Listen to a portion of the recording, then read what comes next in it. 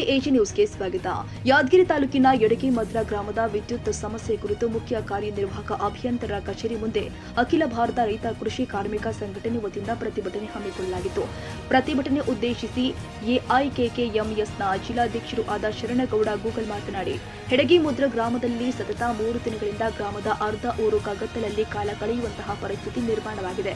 ಯಾಕಂದ್ರೆ ಕಡಿಮೆ ಸಾಮರ್ಥ್ಯದ ಡಿಸಿಗೆ ಹೆಚ್ಚು ಲೋಡ್ ಬೀಳ್ತಾ ಇರುವುದರಿಂದ 2-3 ದಿನಗಳಿಗೊಮ್ಮೆ ನ್ಯೂಟ್ರಲ್ ಕಟ್ ಆಗುವುದು, ಕೇಬಲ್ ಕಟ್ ಆಗುವುದು. ಇದರಿಂದ ಮನೆಯಲ್ಲಿ ಇರುವಂತಹ ಫ್ರಿಡ್ಜ್ಗಳು, ಫ್ಯಾನ್ಗಳು, ಟಿವಿಗಳು ಹಾಗೂ ಬಲ್ಬ್ಗಳು ನಿರಂತರವಾಗಿ ಸುಡ್ತಾ ಇರುತ್ತೆ. ಇದರ ಬಗ್ಗೆ ಹಲವು ಬಾರಿ ಜೆಇ ಹಾಗೂ ಎಇಇ ಅವರಿಗೆ ಹೇಳಿದ್ರು ಯಾವುದೇ ಪ್ರಯೋಜನ ಆಗಿಲ್ಲ. ಆದ ಕಾರಣ ನಾವು ಯಡಗಿ ಮದ್ರಾ ಊರಿನ ವಿದ್ಯುತ್ ಸಮಸ್ಯೆಯನ್ನು ಬಗೆಹರಿಸಬೇಕು ಅಂತ ಪ್ರತಿಭಟನೆಯನ್ನು ಹಮ್ಮಿಕೊಂಡಿದ್ದೀವಿ ಅಂತ ಹೇಳಿದ್ರು. ಮುಂದುವರೆದು ಸುಮಾರು 1 ವರ್ಷದ ಹಿಂದೆ ಹಾಕಿದ 20 ಕಂಬಗಳಿಗೆ ತಂತಿಗಳು ಎಳೆಯಬೇಕು ಮತ್ತು ರೈತರಿಗೆ ನಿರಂತರವಾಗಿ 7 ಗಂಟೆಗಳ ಕಾಲ ವಿದ್ಯುತ್ ಅನ್ನು ಸರಬರಾಜು ಮಾಡಬೇಕು. ಮನೆಗಳ ಮೇಲೆ ಹೋದ HT ಲೈನ್ ಅನ್ನು ಬೇರೆ ಕಡೆ ಸ್ಥಳಾಂತರಿಸಬೇಕು ಎಂದಿದ್ದಾರೆ. ಇಂದು ಎಐಕೆಕೆಎಂಎಸ್ ಸಂಘಟನೆ ವತಿಯಿಂದ ಆಲ್ ಇಂಡಿಯಾ ಕ್ರಿಕೆಟ್ ಮಜ್ದೂರ್ ಸಂಘಟನೆ ಯಡಗಿ ಮದ್ರಾ ಗ್ರಾಮದ ಘಟಕದ ವತಿಯಿಂದ ಇಂದು ನಾವು ಯಾಕೆ ಆಗಮಿಸಿದ್ದೀವಿ ಅಂತ ಹೇಳಿದ್ರೆ, ನಮ್ಮ ಯಡಗಿ ಮದ್ರಾ ಗ್ರಾಮದಲ್ಲಿ ಸತತವಾಗಿ 3 ದಿನಗಳ ಕಾಲ ವಿದ್ಯುತ್ ಬಂದಾಗಿದೆ. ಕರೆಂಟ್ ಇಲ್ಲ. ನಮ್ಮಲ್ಲಿ ಎಳ್ಳಮಾಸಿ ಅಂದ್ರೆ ಎಳ್ಳಮಾಸಿ ತಾಯಂದಿರು ಅದನ್ನ ರಾತ್ರಿ ಎಲ್ಲ ಎದ್ದು ಅಡುಗೆ ಮಾಡುವಂಥ ಸಂದರ್ಭದಲ್ಲಿ ಕರೆಂಟ್ ಹೋಗ್ಬಿಟ್ಟಿದೆ. 3 ದಿನಗಳ ಕಾಲ ಕರೆಂಟ್ ಇಲ್ಲ. ಅದಕ್ಕಾಗಿ ನಾವು ಡಬಲ್ ಸರ್ ಹತ್ರ ಬಂದಿದ್ದೀವಿ. ಯಾಕೆ ಬಂದಿದ್ದೀವಿ ಅಂತ ಹೇಳಿದ್ರೆ, ಆ ಒಂದು ಹಬ್ಬ ಹಿಂದೂ ಸಂಪ್ರದಾಯ ಅಂತ ಭಾಳ ನಮ್ಮ ಈ ದೇಶದಾದ್ಯಂತ ಆಚರಿಸುವಂಥ ಹಬ್ಬ ಒಂದು ಕರಾಳ ಕಗ್ಗತ್ತಲಲ್ಲಿ ಆಚರಣೆ ಮಾಡುವಂಥ ಪರಿಸ್ಥಿತಿಯನ್ನು ಉಂಟಾಗಿದೆ ನಮ್ಮ ಯಾದಗಿರಿ ಜಿಲ್ಲೆಯದ್ದು. ನಮ್ಮ ಯಡಗಿ ಮದ್ರಾ ಗ್ರಾಮದಲ್ಲಿ ಒಂದು ಮಿನಿ ಸ್ಥಾವರ ಇದೆ. ಆ ಒಂದು ಸ್ಥಾವರದಲ್ಲಿ ಕಡಿಮೆ ಕೆಪಾಸಿಟಿ ಉಳ್ಳಂಥ ಸ್ಥಾವರ, ಅದಕ್ಕೆ ಜಾಸ್ತಿ ಲೋಡ್ ಹಾಕಿ ಪ್ರತಿ ಸಲ ನ್ಯೂಟ್ರಲ್ ಕಟ್ ಆಗೋದು, ಫೇಸ್ ಕಟ್ ಆಗೋದು ಇದೇ ಥರ ನಡೀತಾ ಇದೆ. ಪ್ರತಿ ಸಲ ನ್ಯೂಟ್ರಲ್ ಕಟ್ ಆಗಿ ಏನಾಗ್ತದೆ ನಮ್ಮ ಗ್ರಾಮದಲ್ಲಿ ಅಂತ ಹೇಳಿದ್ರೆ, ಇಟ್ಟಿನ ಗಿರಣಿಗಳು ಬಂದಾಗೋದು, ಲೈಟ್ಗಳು ಬಂದಾಗೋದು, ಆಮೇಲೆ ಅದರಿಂದ ಫ್ರಿಜ್ಜು, ಏರ್ ಕೂಲರು, ಏನೆಲ್ಲ ಕರೆಂಟಿಗೆ ಉಪಯೋಗ ಆಗುವಂಥ ವಸ್ತುಗಳೇನಿದ್ದಾವೆ ಅವೆಲ್ಲ ಸುಟ್ಟು ಕರಕಲಾಗ್ತದೆ. ಬಲ್ಬ್ಗಳು ಹಾಕಿ ಸಾಕಾಗೋದು. ಆಮೇಲೆ ಅಲ್ಲಿ ಕೇಬಲ್ ಕಟ್ ಆಗುತ್ತೆ, ಅಲ್ಲಿ ಲಕ್ಸ್ಗಳು ಹಾಕಿ ನಟ್ಗಳು ಟೈಟ್ ಮಾಡೋರು ಗಟ್ಟಿಲ್ಲ. ಅಲ್ಲಿ ಜೈಗೆ ಫೋನ್ ಮಾಡಿದರೆ ಜೈ ಫೋನ್ ಎತ್ತದಲ್ಲ. ಒಂದು ವೇಳೆ ಎತ್ತಿದ್ರು ಕೂಡ ಬರ್ತೀನಿ ಅಂತ ಹೇಳ್ತಾರೆ. ಇನ್ನು 3 ದಿನ ನಾವು ಕಾಯ್ದರೂ ಕೂಡ ಇನ್ನುವರೆಗೆ ಜೈ ಬಂದಿಲ್ಲ. AWE ಸರ್ಗೆ ಮಾತಾಡಿದ್ರು ಕೂಡ ಅವರು ಆರಿಕೆಯನ್ನು ಉತ್ತರವನ್ನು ಕೊಡ್ತಾ ಇದ್ದಾರೆ. ಅದಕ್ಕಾಗಿ ನಾವು WE ಸರ್ ಬಂದಿದ್ವಿ. WE ಸರ್ ಹತ್ರ ಅವರು ಈ ಸಮಸ್ಯೆಯನ್ನು ಬಗೆಹರಿಸ್ಬೇಕಂತೇಳಿ ಕೇಳ್ಕೊಳ್ತಾ ಇದ್ದೀನಿ. ಇನ್ನೊಂದು ಏನಂತ ಹೇಳಿದ್ರೆ, ನಮ್ಮ ನಿರಂತರ ಜ್ಯೋತಿಯನ್ನು ಹೆಸರಿಟ್ಟಿದ್ರಿ. ಈ ನಿರಂತರ ಜ್ಯೋತಿಯಿಂದ ನಿರಂತರ ಅಂತಂದ್ರೆ ಏನು ಅರ್ಥ? ನಿರಂತರ ಅಂದರೆ ಕರೆಂಟ್ ಹೋಗೋದೇ ಇರೋಂಥ ಒಂದು ಹೆಸರದು. ಅದನ್ನು ನೀವು 20 ಸಲ ಹೋಗೋದು ಬರೋದು ಕರೆಂಟ್. ಸುಮ್ಮನೆ ಅದು ನಿರಂತರ ಜ್ಯೋತಿ ಅಂತ ಹೆಸರು ತೆಗೆದುಬಿಟ್ಟು ಹೋಗಬಾರ ಜ್ಯೋತಿ ಅಂತ ಇಟ್ಬಿಡ್ರಿ. ಅಂಥ ಒಂದು ಪರಿಸ್ಥಿತಿ ನಮ್ಮ ಯಡಗಿ ಮದ್ರಾ ಗ್ರಾಮದಲ್ಲಿ ಉಂಟಾಗಿದೆ. ಇದೊಂದು ಸಮಸ್ಯೆ ಆದರೆ, ಇನ್ನೊಂದು ಕಡೆ ರೈತರದ್ದು ಅವ್ರದ್ದು 7 ತಾಸು ಏನು ಕೊಡ್ತಿದ್ದಾರೆ, ಅದರಲ್ಲಿ ಕೂಡ 5-6 ಸಲ ಲೋಡ್ ಶೆಡ್ಡಿಂಗ್ ಮಾಡೋದು. ಅದರಲ್ಲಿ ಕೂಡ 2-3 ತಾಸು ಬರ್ತದೆ. ಇಂಥ ಚಳಿ ಅಂತ ಚಳಿ 5 ಗಂಟೆಗೆ ಕೊಡ್ತಾರೆ ಕರೆಂಟ್. 5 ಗಂಟೆಗೆ ಬೆಳಗ್ಗೆ ಎದ್ದು ಹೋಗಿ ಮೋಟ್ರ್ ಚಾಲು ಮಾಡೋಕ್ಕಾಗ್ತದೆ? ತಿಳ್ಕೊಳ್ಳಿ. ಇಷ್ಟು ಒಂದು ಕನಿಷ್ಠ ಜ್ಞಾನ ಇಲ್ಲ ಅಂತಂದ್ರೆ ಹೆಂಗೆ ಇರ್ತದೆ ಹೇಳ್ರಿ. ಅದಕ್ಕಾಗಿ ನಾವು ಇಂದು ನಮ್ಮ ಎಐಕೆಕೆಎಂಎಸ್ ಸಂಘಟನೆ ವತಿಯಿಂದ ಒಂದು ಸಾಮೂಹಿಕ ಪ್ರತಿಭಟನೆಯನ್ನು ಹಮ್ಮಿಕೊಂಡಿದ್ದೀವಿ. ನಮ್ಮಲ್ಲಿ ಯಾವ ರೀತಿ ನೀವು ಬಂದು ನೋಡ್ಬೇಕಲ್ಲಿ, ನೋಡಿದ್ರೆ ಮಾತ್ರ ಗೊತ್ತಾಗ್ತದೆ. ಬರೀ ಆಫೀಸ್ನಾಗ ಕುಂತು AC ಗಾಳಿ ತೊಂದರೆ ಅದು ಸಮಸ್ಯೆನ ಅರ್ಥ ಮಾಡ್ಕೊಳ್ಳೋಕ್ಕಾಗಲ್ಲ.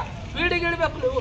ನಿಮ್ಮ ಸರ್ಕಾರ ನಿಮಗೆ ಕಾರ್ ಕೊಟ್ಟಿರ್ತದೆ, ಪೆಟ್ರೋಲ್ ಹಾಕ್ಲಿಕ್ಕೆ ಪೆಟ್ರೋಲ್ ಕೊಟ್ಟಿರ್ತದೆ, ಸಂಬಳ ಕೊಡ್ತದೆ. ನಮ್ಮ ಟ್ಯಾಕ್ಸ್ ದುಡ್ಡಿಂದ ನೀವು ಸಂಬಳ ತೊಗೋತೀರಿ. ನಮ್ಮ ಕೆಲಸ ಮಾಡಲಿ ಅಂತಂದ್ರೆ ನೀವು ಯಾಕೆ ಇರ್ಬೇಕು ಅಧಿಕಾರದಲ್ಲಿ? ಆರಿಕೆ ಉತ್ತರ ಕೊಡ್ತಾರೆ. AWE ಸರ್ ಫೋನ್ ಮಾಡಿದರೆ ನೀವು ಬಗೆಹರಿಸೋ ಸಮಸ್ಯೆ ಅಂತ ಹೇಳ್ತಾರೆ. ನಾವು ಬಗೆಹರಿಸ್ಬೇಕಾದ್ರೆ ನೀವು ಯಾಕೆ ಹಾಕ್ತೀರಿ, ಕೊಡ್ತೀರಿ, ಮನ್ಯಾಗ ಕೊಡ್ರಿ. ಅದಕ್ಕಾಗಿ ಈ ಅಧಿಕಾರಿಗಳು ಬಹಳ ಸರಳವಾಗಿ ಸಮಸ್ಯೆ ಪರಿಹರಿಸಬಹುದಾಗಿತ್ತು. ಎಲ್ಲರಿಗೂ ಬರೋಕ್ಕೆ ಅವಕಾಶ ಮಾಡಬಾರ್ದಾಗಿತ್ತು. ಯಾಕಂದರೆ ಅವರು ಸಂಪೂರ್ಣ ಯಡಗಿ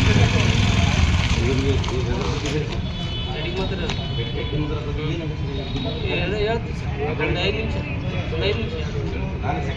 ಆಯ್ತು. Okay sir. ಅದೇ ಈ ಕರೆಂಟ್ ಪ್ರಾಬ್ಲಮ್ ಆಗಿ ಈ ಒಂದು ವಿಷಯದ ಕುರಿತು ಮೊನ್ನೆ ಇಲಾಖೆಗೆ ಬಂದಿದ್ದೀವಿ ನಾವಂತ. ಏನು ಭಾಳ ದೊಡ್ಡ ಸಮಸ್ಯೆ ಅಲ್ಲ, ಇವರಿಲ್ಲಿ ಇರೋರು ಟೀಚಿಂಗ್ ಸುಟ್ಟಿಲ್ಲ, ಇನ್ನೊಂದು ಸಮಸ್ಯೆ ಆಗಿಲ್ಲ, ಒಟ್ಟಾರೆ ಟೀಚಿಂಗ್ ಲೋಡ್ ಆಗಿಲ್ಲ. ಆ ಸಮಸ್ಯೆನ ನಾವು ಪರಿಹಾರ ಮಾಡೋಕ್ಕಾಗಲ್ಲ, ಜನಸಾಮಾನ್ಯರು ಸಂಬಂಧಪಟ್ಟ ಇಲಾಖೆ ಅಧಿಕಾರಿಗಳೇ ಪರಿಹಾರ ಮಾಡ್ಬೇಕಾಗಲ್ಲ. ಯಾಕಂದ್ರೆ ಅವ್ರಿಗೊಂದು ಜವಾಬ್ದಾರಿ ಇದೆ. ಸರ್ಕಾರದ ಅಧಿಕಾರಿ ಅಂದರೆ ಜನಗಳ ಸೇವಕ ಅವರು.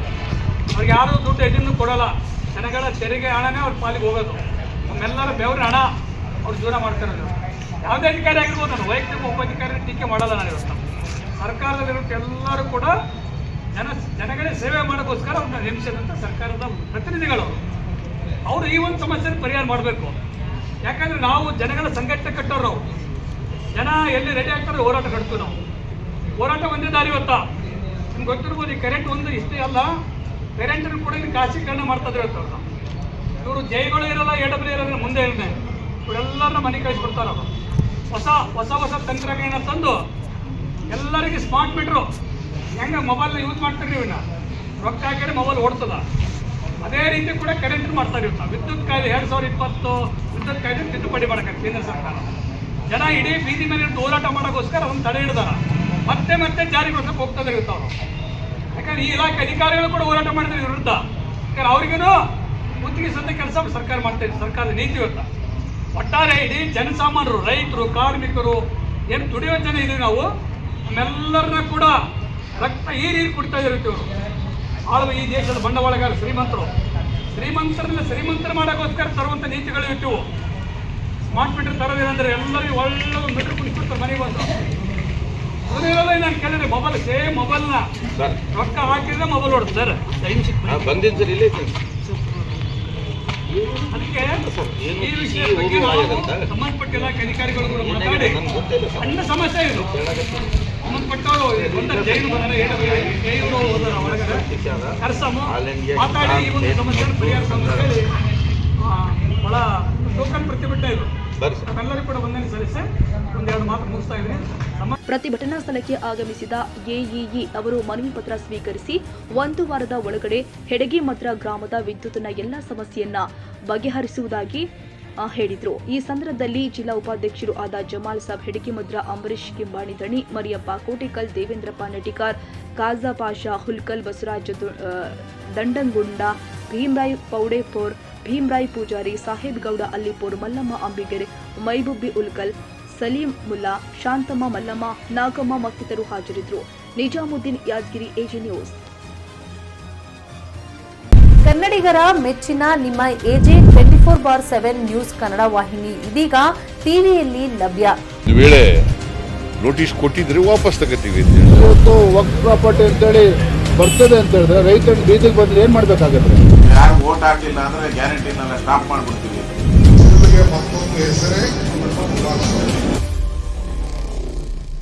ಕರ್ನಾಟಕ ಮತ್ತು ದೇಶ ವಿದೇಶ 360 ಡಿಗ್ರಿ ಸುದ್ದಿ ಹಾಗೂ ಉತ್ತರ ಕರ್ನಾಟಕ, ಬೆಳಗಾವಿ, ಬಾಗಲಕೋಟೆ, ಧಾರವಾಡ, ಹಾವೇರಿ, ಗದಗ, ಬಿಜಾಪುರ ಜಿಲ್ಲೆಯ ಕ್ಷಣ ಕ್ಷಣದ ವಿವರವನ್ನ ಪಡೆಯುವುದಕ್ಕೆ AG 24/7 ನ್ಯೂಸ್ ಕನ್ನಡ ವಾಹಿನಿಯನ್ನ ಲೈಕ್ ಮಾಡಿ, ವಿಡಿಯೋಗಳನ್ನ ಶೇರ್ ಮಾಡಿ, ಕಮೆಂಟ್ ಮಾಡುವ ಮೂಲಕ ನಮ್ಮ ವಾಹಿನಿಗೆ ಸಹಕಾರ ನೀಡಿ ಮತ್ತು ಚಾನೆಲ್ ಅನ್ನ ಸಬ್ಸ್ಕ್ರೈಬ್ ಮಾಡಿ. ಧನ್ಯವಾದಗಳು.